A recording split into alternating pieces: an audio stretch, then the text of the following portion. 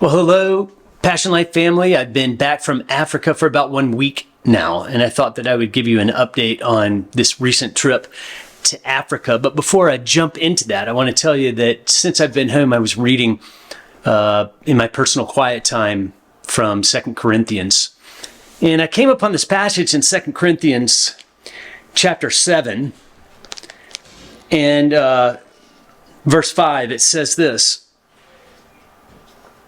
"For even when we came into Macedonia, our bodies had no rest, but we were afflicted at every turn, fighting without and fear within."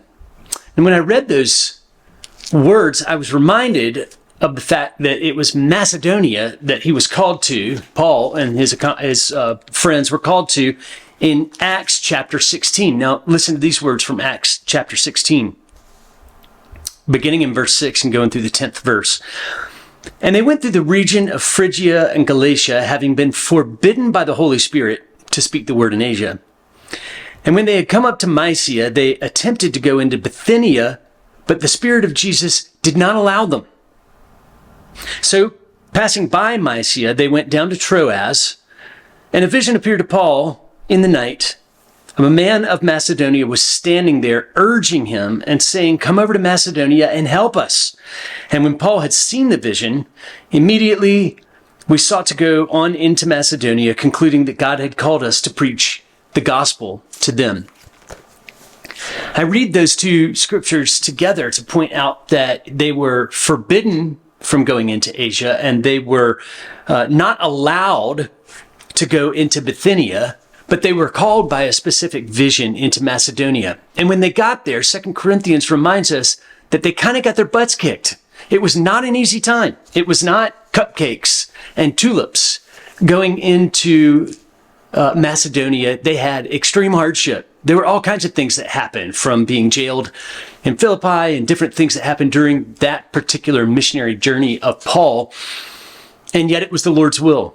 Why do I bring this up? I bring it up because our best laid plans for this particular trip to Africa, really, if you were following along, right, through our text updates while I was out on this trip, you realize that a lot of the plans that we had laid were falling apart right at the last minute, even as we were taking off from when I was taking off from the United States to go meet these 3 African pastors from different nations. Our first stop was in Liberia. If you heard my most recent update on these video blogs, you remember that I devoted that one to explaining what this Africa trip looked like it was going to be like. We were going to be teaching in Liberia, in Mozambique, and in Zimbabwe. In the end, I would say, in the spirit of Acts chapter 16, the Spirit of Jesus did not allow us to go into Mozambique.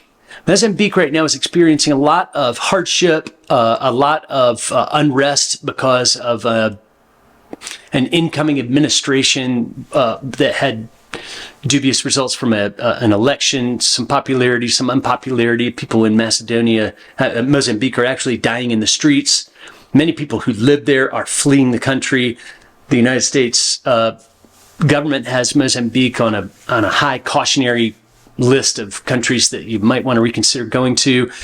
At the same time, we were trusting our local partners to know whether or not the situation on the ground was dangerous and that they had our best interests in mind, and we began to press forward.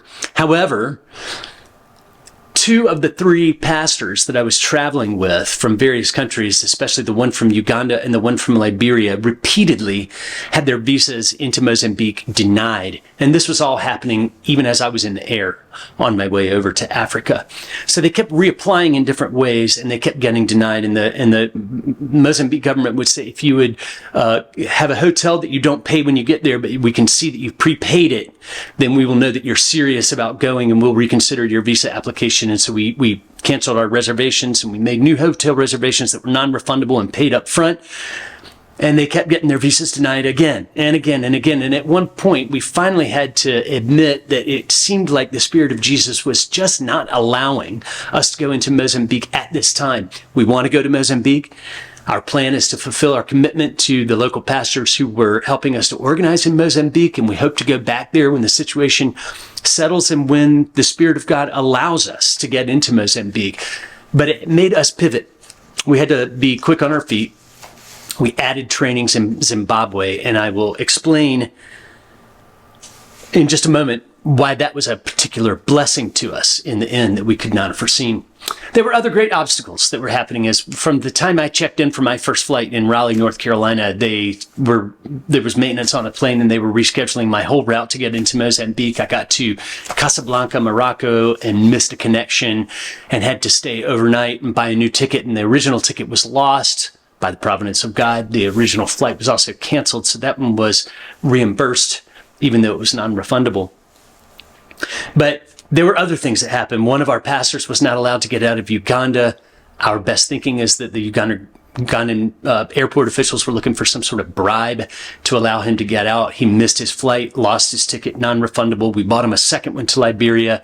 They did not prevent him to get on that flight either, so we rescheduled him to meet us in Zimbabwe. He missed the country of Liberia entirely.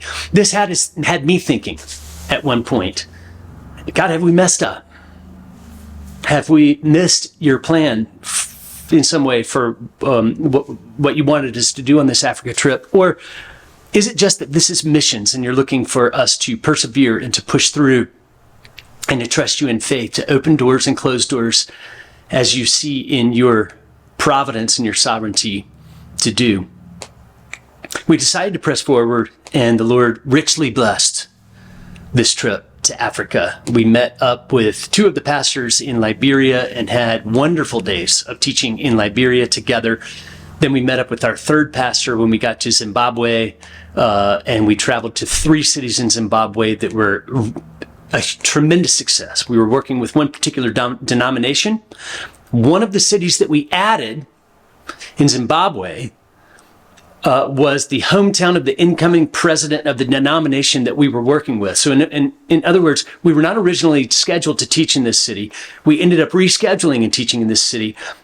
And the primary denomination that we were working with, the head of that denomination worldwide lived in that town and came to our training and engaged with it in just the most beautiful, humble, awe-inspiring way. He was very, very touched, very, very moved, and really feels like this is something that he needs to, as he comes into the presidency of this denomination over the next several years, begin to push him and ask for other churches and other areas to really add this training in. So that was an unforeseen blessing that we had, that this denominational leader was at one of our unscheduled trainings.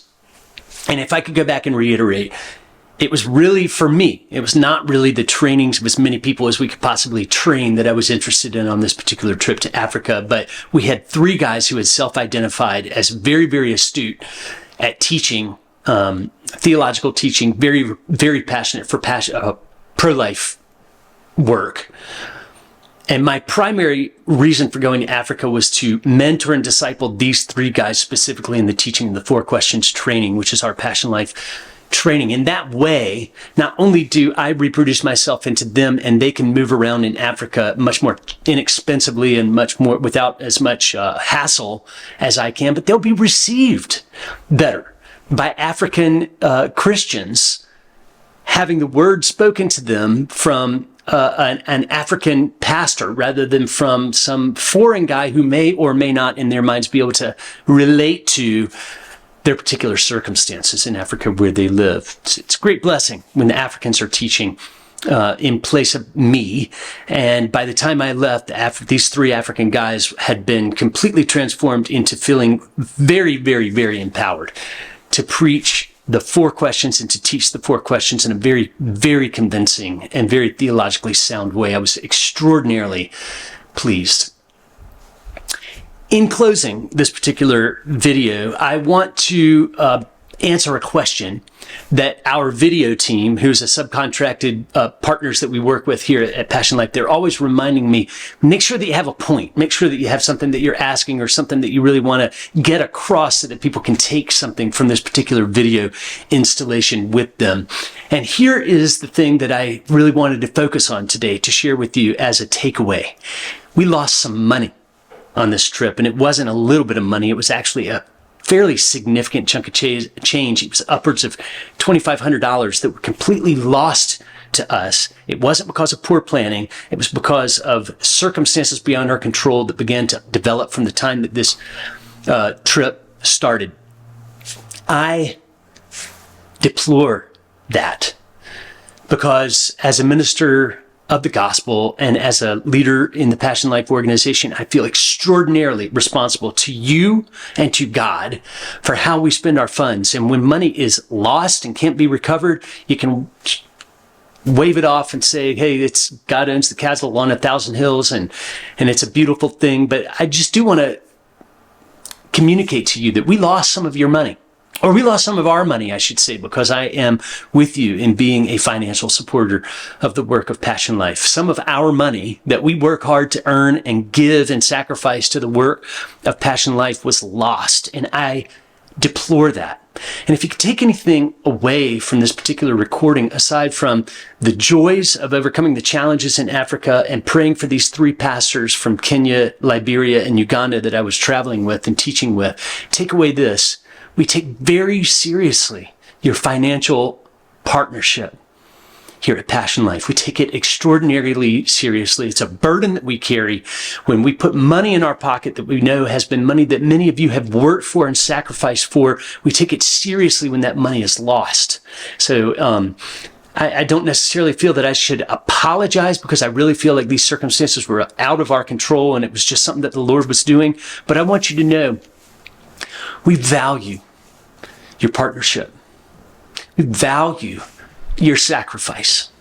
We know that many of you guys are giving out of a frugal amount of money that you give away into missions and ministry organizations. Some of you have more money and are giving away at high rates. Some of you, I know that there are people who support us at $5 a month and $10 a month. And to them, losing $2,500 on a trip like this can seem very discouraging. And it can seem very discouraging to me. What I want you to know is we trust that the Lord will supply and provide for all of our needs. And part of this is the context and the phenomenon, if you will, of world missions and the unpredictability that we face as we go out into these places where there are corrupt governments and there are even within churches corrupt individuals who would inflate the prices of meals and transportations and things like that to be able to line their own pockets. None of us really is above the sin of deceit and selfishness, and we encounter some of that. I just want you to know it breaks my heart. I just want you to know it breaks my heart when that happens, because I value your partnership. So thank you for partnering with us in the gospel. Thanks for all you do to sacrifice to keep us going on these trips and seeing these incredible results that we get to see. My next trip is India. I'll be gone in just about a week from now. I board a plane to get back to India. John's last recording that he made here on this Passion Life video blog was about the opportunities that continue to unfold for us in India, and the fact that if we're going to put our money where our mouth is and say we see great opportunity in the world, India is one of those places we're going to double down on. So pray for me as I get ready to go to India. We feel like this is a strong partnership with local pro-life ministries and local pro-life leaders in India that we're going to build on. Jeannie Pernia is going to be going with me on this particular trip and traveling with a team of people as we go. We're really excited about it. We solicit your prayers, and as always, we covet your gifts, your financial stewardship, and your gifts to the work of Passion Life in all the places where we go.